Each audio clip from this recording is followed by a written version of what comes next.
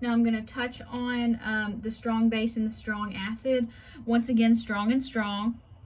This is going to be the same curve shape, but so, you know, it's real steep, but because you're starting with a strong base, it's going to start out as basic, and as you add acid, that pH is going to come down.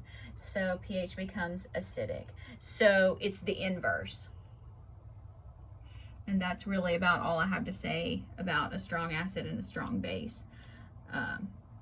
pH at the equivalence is still going to be 7.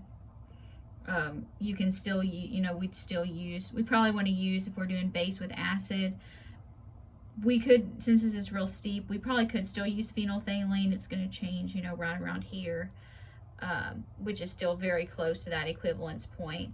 But you might select an indicator, you know, that's going to have, you know, a color change maybe around here, a little bit lower. Not really going to matter that much, but in the grand scheme of things. So same thing, equivalence point is going to be at pH equals 7. That's where H plus equals OH minus.